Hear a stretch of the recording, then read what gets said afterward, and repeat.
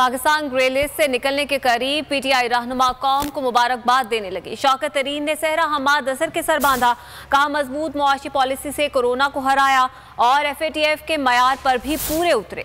हमाद अजहर कहते हैं ये उन अफसरान की टीम वर्क और मेहनत का नतीजा है जिन्होंने मुख्तलिफ महकमों में दिन रात काम किया, वही हकीकी हीरोज हैं। फवाद चौधरी ने कहा नून लीग की पिछली हुकूमत ने पाकिस्तान को ग्रे लिस्ट में डलवाया, अब पाकिस्तान को दिवालिया करने के चक्कर में है।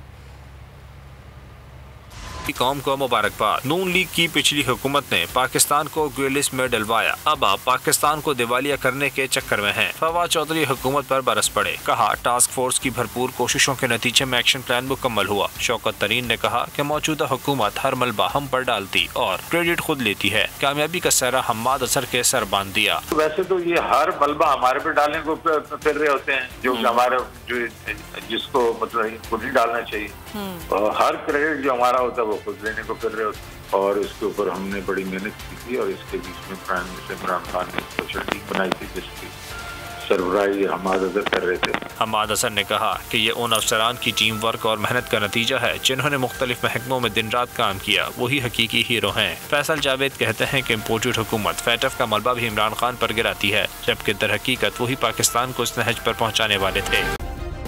सब्सक्राइब करें और बेल दबाएं ताकि कोई खबर रह न जाए।